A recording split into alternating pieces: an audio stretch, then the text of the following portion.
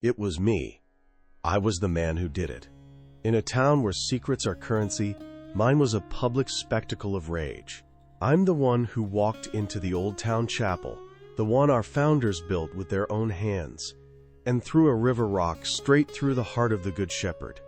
It wasn't just any window. It was 100 years of sunlight and prayer, captured in colored glass, and I shattered it. The sound, it wasn't just the crash of breaking glass. It was a sound like the sky cracking open, sharp and final, echoing in a silence that had held generations of quiet hopes. The glittering shards that rained down on the stone floor, they looked like fallen stars, and the contempt I felt for them was the same contempt I held for the faith of everyone I'd ever known. For the faith that had failed the only person who ever mattered to me. My name is Calvin, but everyone just calls me Cal. I'm 62 years old, and for 40 of those years, I was a construction foreman. My hands know how to build things. I've raised barns, framed houses, poured foundations that will outlive me. These hands are calloused and scarred from a lifetime of creation. It's a bitter irony that they'll forever be remembered for this one act of destruction. My life before, it was simple. It was good. It was Eleanor. She was my wife. And she wasn't just the light of my life. She was the architect of it. She built the home inside the house I framed. Her faith was effortless. It was like breathing for her. She saw God not in the thunder and lightning, but in the quiet spaces. In the way the lilacs bloomed by our porch every spring, in the taste of coffee on a cold morning, in the resilience of a blade of grass pushing through a crack in the sidewalk. And she loved that little chapel, especially that window. She'd say the afternoon sun hit it just right, making the shepherd's blue robe look like a piece of the sky had fallen to earth. Then the cancer came, and with it, the prayers. Our house, once filled with the smell of her baking and the sound of her laughter, became a sanctuary of desperate hope. Friends from church, my sister Margaret, my own daughter Sarah, they brought casseroles and prayer chains. They lit candles. They whispered novenas. And Eleanor, my strong, beautiful Eleanor, she prayed, hardest of all. She prayed with a faith that should have been strong enough to move mountains.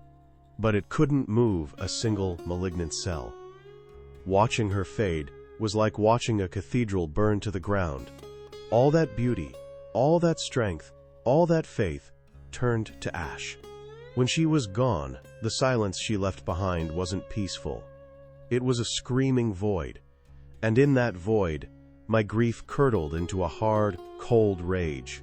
Her God, the one she had trusted with her whole life, had betrayed her. And in my mind, that made faith the cruelest joke ever told. I became an island. My sister Margaret, a pillar of the church's historical society, would try to talk to me about God's plan. I'd just stare at her until she left. My daughter Sarah tried to keep her mother's spirit alive, talking about heaven and peace. I saw it as a fantasy, a crutch for people too weak to face the cold, hard truth that when you're gone, you're just gone. The breaking point was the annual Founders Day homecoming service.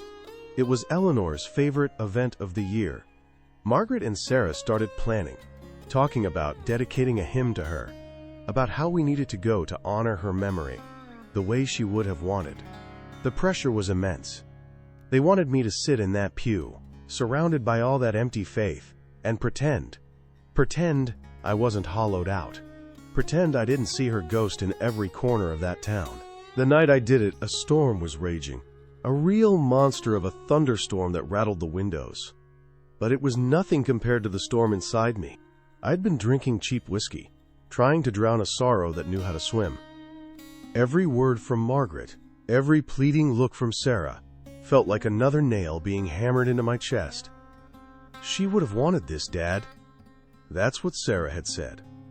And something in me just snapped. I got in my truck and drove. I didn't know where I was going until I saw the chapel, its steeple, a dark finger pointing at an unforgiving sky. I parked and walked to the door. It was unlocked, as it always was.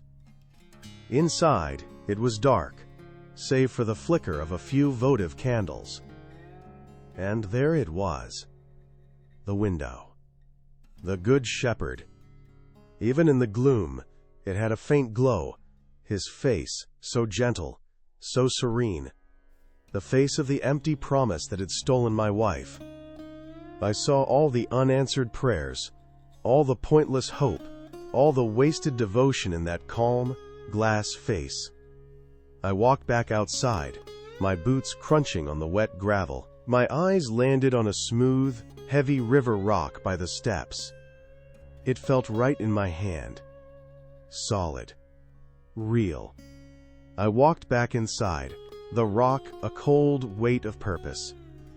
I didn't hesitate. I drew my arm back and threw it, with every ounce of pain, anger, and grief I had. The sound was deafening. 100 years of sunlight shattering on the stone floor. And in that moment, I saw her. A young girl, maybe 16, a volunteer from the youth group, polishing the pews in the back. Her hand flew to her mouth, her eyes wide with terror. She saw it all. But I didn't feel shame. Not then. All I felt was a cold, quiet satisfaction, as if I'd finally answered the silence that had been tormenting me for years. If this story, in its raw and broken beginning, resonates with you, if you've ever felt an anger so deep you thought it might burn you from the inside out, or a loss that left you questioning everything, then I ask you to stick with me. I'm telling you the whole truth of what happened next. If you feel compelled, please hit that subscribe button and ring the notification bell so you don't miss the rest of this journey.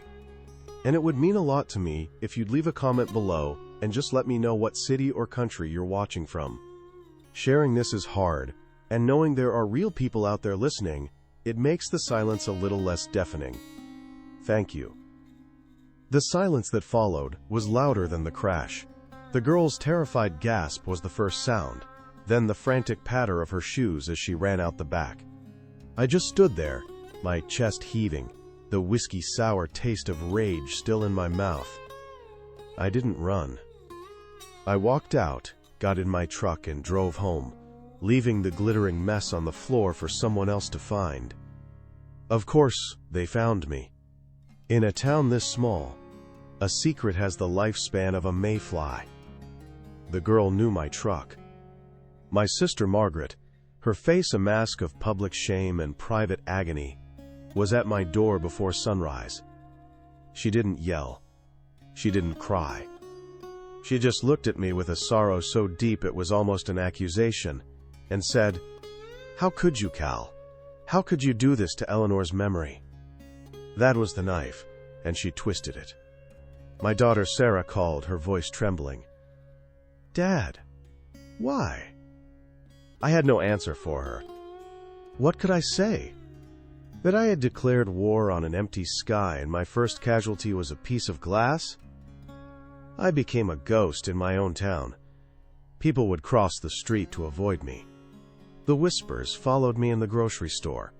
I saw the judgment in their eyes, the pity, the disgust. And a part of me, the hard, calloused part, fed on it. I'd made my point. I'd shown them what I thought of their platitudes and their powerless God. I had become the man who shattered the shepherd's light, and in a twisted way the infamy was a shield against the grief. It was easier to be hated than to be pitied. Weeks turned into a miserable month. I settled into a routine of bitter solitude. I'd work on small projects in my workshop, the smell of sawdust my only company. I avoided my family, telling myself it was for their own good. But the truth is, I couldn't face them. I couldn't face the wreckage I'd made of our family on top of the wreckage of my heart. And then, the phone call came that changed everything. It was Sarah, her voice tight with a panic that scraped me raw. "Dad, it's Leo. He has a fever, a bad one." Leo was my grandson. He was 5 years old. He was the only pure, uncomplicated joy left in my life. He had Eleanor's eyes and a laugh that could make the sun come out. At first, I wasn't worried. Kids get fevers. It's part of life. I told Sarah to give him some children's Tylenol and keep him hydrated. But the next day, the fever was higher. The day after that, they were in the emergency room. The doctors were baffled. They ran tests for everything: flu, meningitis, a dozen obscure infections. Everything came back negative. But the fever wouldn't break. It just sat there, a relentless fire burning up my grandson from the inside. I started going to the hospital. I'd sit in the waiting room, unable to bring myself to go into his room. I couldn't stand the sight of him, so small and still in that big bed, hooked up to monitors that beeped a rhythm of pure dread. I watched my daughter disintegrate. Sarah, my capable, strong daughter, became a hollow-eyed stranger. She never left his side, her face a pale mask of exhaustion, whispering prayers I couldn't hear. She was doing exactly what Eleanor had done, praying. And just like with Eleanor, the silence from heaven was absolute. This was a new kind of hell. My anger, my rage, my grand gesture of defiance at the chapel, it was all useless. It was a child's tantrum in the face of a hurricane. You can't punch a virus. You can't scream a fever into submission. My hands, which had built houses and barns, could do nothing. I was utterly, completely, and terrifyingly powerless. The pride that had fueled me, that had insulated me in my isolation, it just crumbled. It turned to dust. All that was left was fear. A cold, gut-wrenching fear that I was watching history repeat itself. That the same indifferent universe, the same silent God that took my wife, was now coming for my grandson. One night I was standing in the hospital corridor, looking through the little window in Leo's door. Sarah was asleep in a chair, her head resting on the edge of his bed. Leo's breathing was shallow, a faint, rattling sound that seemed to echo the sound of that breaking glass. And I felt a shame so profound it buckled my knees. My grand act of destruction hadn't given me answers. It hadn't brought me peace. It had only added another layer of ugliness to the pain. I had shattered a symbol of hope right when my own family needed it most. I saw myself for what I was, not a righteous rebel, but a bitter old fool who had broken the one thing he couldn't fix, and now, the one thing that truly mattered was breaking right in front of my eyes, and I had no tools, no plans, no power to stop it. I was at the bottom of a hole I had dug myself, and I had never, ever felt so alone. If you've ever felt that kind of helplessness, that feeling of being completely stripped of all your strength and certainty, I hope you'll let me know I'm not alone in this by hitting that like button. It means more than you know. And if you want to hear what happened next, in that hospital corridor and in the ruins of that little chapel, please make sure you subscribe and turn on your notifications. The next part of this story is where everything I thought I knew was turned upside down. That night in the hospital corridor was the longest of my life. I couldn't go home. Sleep was a country I'd been exiled from. I just stood there, leaning against the sterile wall, the antiseptic smell of the place burning my nostrils. I felt like a man watching his own execution. Every beep from Leo's room was a tick of the clock. Every footstep in the hall was the sound of doom approaching. My pride, my rage, it had all burned away, leaving nothing but the cold, hard ash of terror. I had picked a fight with God, and it felt like he had decided to answer me, not with thunder or lightning, but with the quiet, methodical destruction of the one thing I had left to love. I was a builder whose only grandson was being unbuilt, cell by cell, and I could do nothing. I finally understood. This was the true nature of powerlessness. It wasn't a choice. It was a condition, a terminal one. I don't know what made me leave the hospital. It wasn't a decision. It was more like a tide pulling me away. I got in my truck and just drove, my hands gripping the steering wheel so tight my knuckles were white. The streets of the town were empty, bathed in the cold, indifferent light of the moon, and then I saw it. The chapel. A dark shape against a sky full of stars that offered no comfort. A fresh sheet of plywood covered the hole I had made. A crude, ugly scar on its face. My scar. I pulled over, the engine ticking in the silence. I wasn't going there to pray. Prayer was a foreign language my tongue had forgotten how to speak. I was going there for another reason. I needed to stand in the place where my rage had finally found a voice. I needed to face the symbol of my own ruin, to stand in the wreckage and see if there was anything left of me in there. The side door was unlocked. It always was. I slipped inside, and the air was thick with the smell of old wood, dust, and something else, the faint, sweet scent of beeswax from the votive candles. It was pitch black, except for a few thin slivers of moonlight cutting through the cracks in the boarded-up window. Dust motes danced in those silver beams like tiny ghosts. I walked carefully down the center aisle, my boots echoing softly on the stone floor. I stopped right where I had stood that night, right in front of the desecrated window. I could see the glittering remains of my fury still scattered near the baseboards, where the cleanup hadn't been perfect. I knelt down, my old knees protesting, and ran my calloused fingers through the dust and debris. My hand closed around a piece of glass. It was sharp, its edges like tiny razors. I held it up to one of the beams of moonlight. It was a shard of deep, cobalt blue, part of the shepherd's robe, the color of a midnight sky, the color of my wife's favorite dress. I just knelt there, holding this broken piece of a broken promise, the sharp edge digging into my palm. A part of me wanted it to draw blood, a penance. And then it happened. It wasn't loud, it wasn't a vision of angels or a booming voice from the heavens. It was a scent. Faint at first, then growing stronger, more real, until it filled the entire chapel. Lilacs. The sweet, unmistakable scent of the lilac bushes Eleanor had planted by our porch. The ones she tended with such care. It was impossible. It was the dead of autumn. There were no flowers for miles.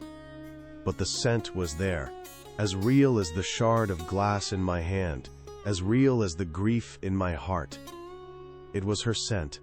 It was the smell of home, of laughter, of life. My throat tightened, and for the first time since she died, a sob, a real, gut-wrenching sob, tore its way out of me. I squeezed my eyes shut, and in that moment, as the scent of lilacs washed over me, the beam of moonlight that had been illuminating the shard in my hand shifted. I opened my eyes. A crack in the plywood, no bigger than a finger, had allowed a single, focused beam of moonlight to pierce the darkness. It hit the blue shard in my hand, and on the dusty wall beside the altar, it projected a single brilliant spot of cobalt light. It trembled there on the wall, shimmering and wet-looking. Like a tear, a single, silent tear of pure blue light. I couldn't breathe. My mind was scrambling for an explanation, a trick of the light, a smell wafting in from somewhere. Coincidence. It had to be. My logical builder's mind was screaming that this was all just nothing, meaningless. And in that exact second, that precise moment of silent, supernatural beauty, a vibration buzzed against my leg. My phone. The screen lit up the darkness, a harsh, modern intrusion into this ancient, holy moment. It was Sarah. My heart stopped. I thought this was it. The call. I fumbled with the phone, my hand shaking so badly I could barely answer it. "Sarah?" I whispered, my voice a raw croak. I heard a sound on the other end. It wasn't a wail of grief. It was crying. But it was a different kind of crying. "Dad." She wept, her voice thick with disbelief and joy. "Dad, it's gone. The fever. It's just gone. The doctors don't understand. 1 minute he was burning up, and the next, it just broke. He's asking for you." I dropped the phone. It clattered on the stone floor. I looked from my empty hand to the blue tear of light still shimmering on the wall, and then I looked at the shard of glass still clutched in my other palm. The scent of lilacs was fading, leaving only the cold smell of dust and stone. My anger was gone, my pride was gone, my certainty was gone. All of it, shattered, just like that window. I wasn't a saint, I wasn't even a believer.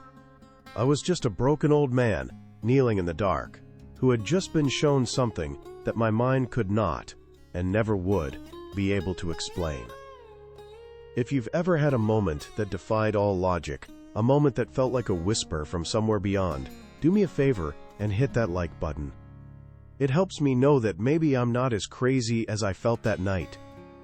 And please, hit the notification bell after you subscribe, because what I did next, how I tried to make sense of the inexplicable, is where the real work of mending began. I drove home from the chapel in a fog, the world outside my windshield, the familiar houses, the sleeping streetlights, seemed like a movie set, thin and unreal. My hands were trembling on the wheel, my heart was a frantic drum against my ribs. I got inside my house, the silence rushing in to meet me. For years, this silence had been my enemy, a constant reminder of Eleanor's absence. But this was different. It wasn't empty anymore. It was charged, humming with the echo of what had just happened. The scent of lilacs, the tear of blue light, the phone call. My logical mind, the foreman's mind that builds things from blueprints and trusts only what it can measure, was in full revolt. It was screaming for an explanation. Coincidence, it yelled. A perfect, 1 in a billion storm of coincidence. The smell? A draft from an open window, some neighbor's fabric softener. The light? A random reflection, a trick of the angle of the moon through a crack in the plywood. The phone call? The fever was bound to break eventually. The timing was just timing. My brain was trying to build a framework of logic around the event, to contain it, to make it safe. For a moment, it almost worked. I was a man under immense stress, grieving, exhausted. A grief-induced hallucination. That sounded plausible, scientific even. I clung to that word, hallucination. It was a solid, dependable word. It explained things away. But it was a flimsy wall against a rising tide, because it didn't feel like a hallucination. It felt more real than the steering wheel under my hands. The scent wasn't just a smell, it was a presence. The light wasn't just a reflection, it was an answer. And the timing of Sarah's call wasn't just a coincidence. It was a punctuation mark at the end of a sentence I hadn't even known how to read. The days that followed were a quiet, internal war. I'd go out to my workshop, pick up a piece of wood, feel its solid grain, and tell myself, this is real. The rest is just in your head. But then, I'd catch it again. A faint, ghostly whisper of lilacs in the sawdust-filled air. I'd whip my head around, my heart pounding, but there would be nothing there. It was like a ghost limb, an ache for something that was gone. Except this was a scent, not a pain. And with this new, terrifying possibility that I was wrong about everything, came a shame so heavy it felt like a physical weight on my shoulders. I started to remember, not just Eleanor, but me, the man I had been.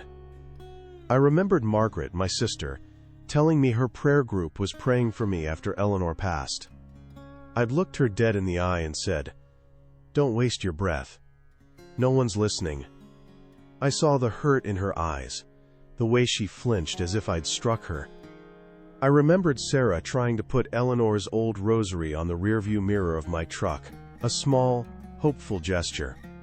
I waited until she was gone, then snatched it down and threw it in the glove compartment with the tire gauge and old receipts, as if it were contaminated.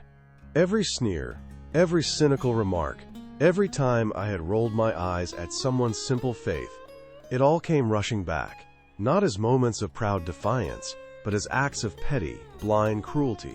I had mocked their hope while I had none. I had scorned their comfort while I was drowning in my own misery. I, the man who prided himself on building things, had spent years dedicated to nothing but tearing down the one thing that was holding my own family together. The man who shattered the shepherd's light hadn't just broken a window. He had tried to break their spirit, and now, that same light, in a single, impossible tear, had maybe saved my grandson. The hypocrisy was a bitter pill to swallow.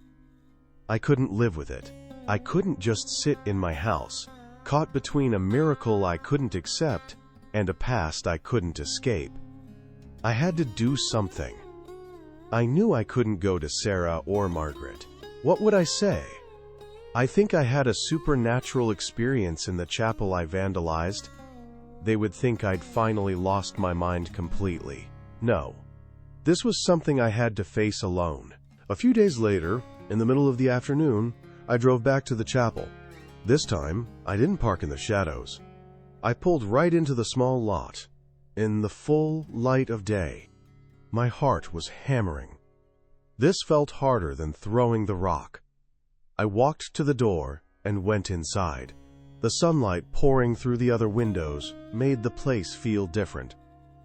Less mysterious, more exposed. So was I. I walked down the aisle, my steps feeling heavy, profane. I stopped before the boarded-up window. I didn't kneel. I didn't know how. I just stood there, my hands hanging uselessly at my sides. I looked at the ugly plywood, the symbol of my rage. And for the first time, I tried to pray. It wasn't with words. It was a silent, gut-wrenching admission. I'm sorry. It wasn't just for the window. It was for everything. For my bitterness. For the pain I'd caused my family. For my arrogance. I was apologizing to a God I wasn't even sure I believed in. I was apologizing to Eleanor for dishonoring the very faith that had made her so beautiful. I stood there for a long time, just letting the weight of that silent confession wash over me. It wasn't a moment of thunder and lightning. It was a quiet surrender. The war was over. I had lost. And in losing, for the first time in years, I felt a flicker of something that wasn't anger or grief. It was a fragile, terrifying, and utterly unmistakable glimmer of peace. If you've ever felt that kind of war inside yourself, that battle between what your head tells you and what your heart knows to be true, please let me know by hitting that like button.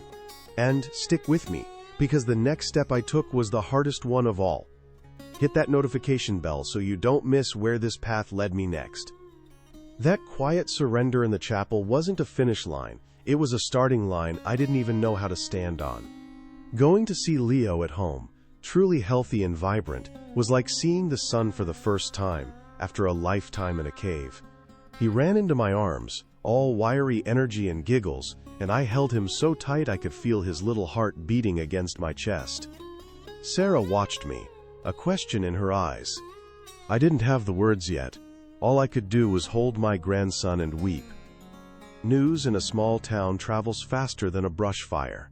The story of Leo's sudden, medically inexplicable recovery was the talk of the grocery store aisles and the post office line.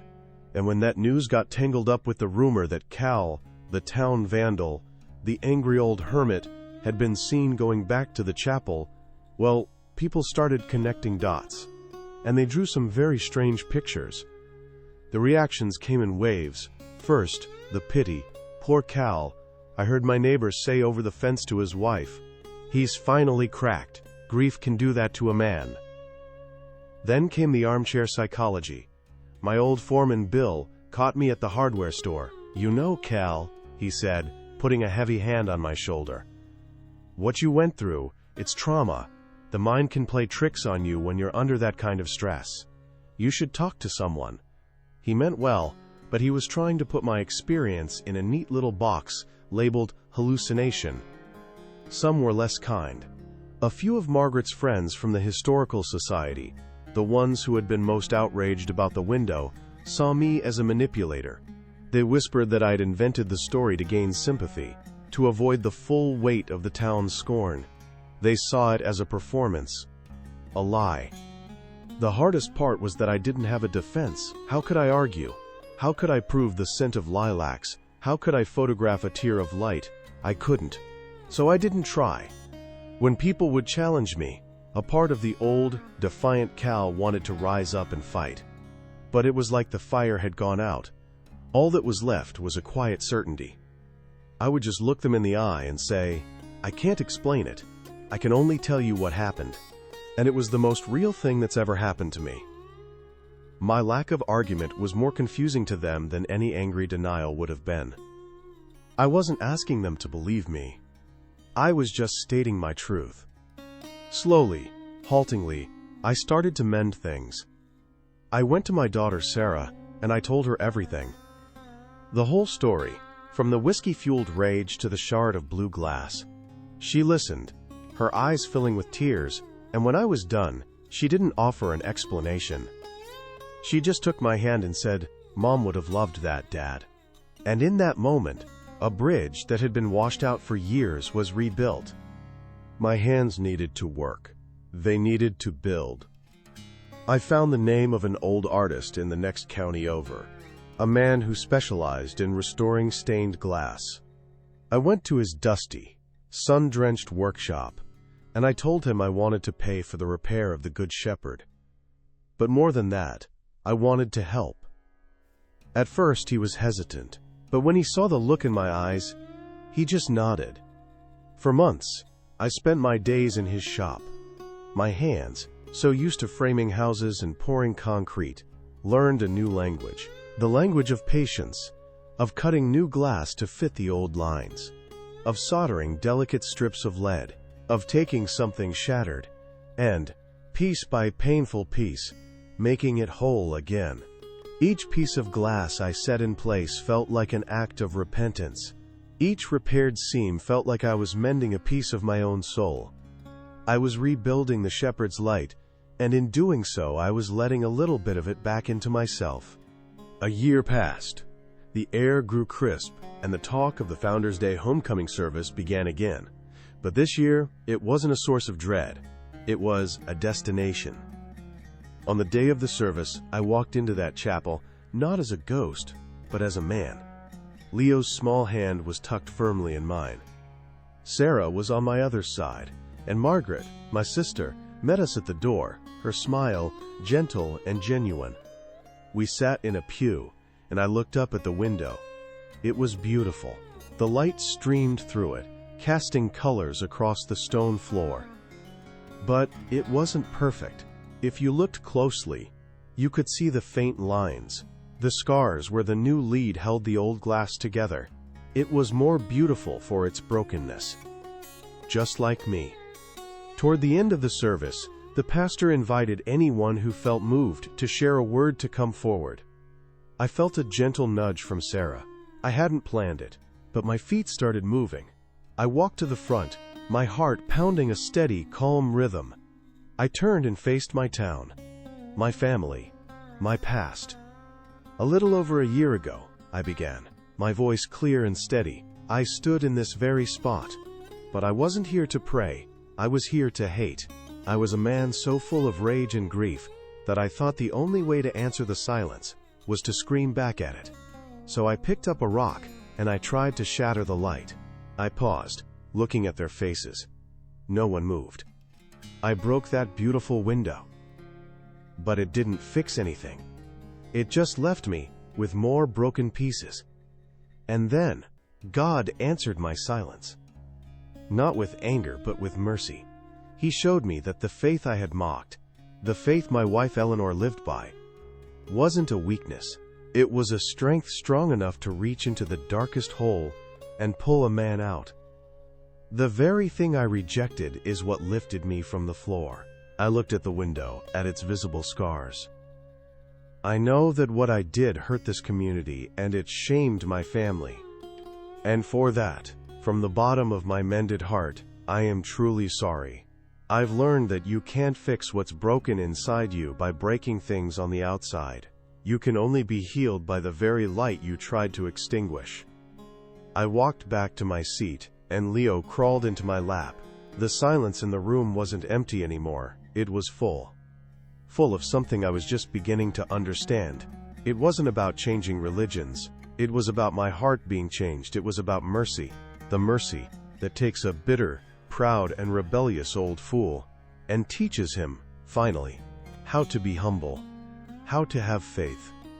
If this story, in any small way, has echoed something in your own heart, if you've ever felt lost in the dark and then saw a flicker of unexplainable light, I would be so grateful if you would let me know in the comments below.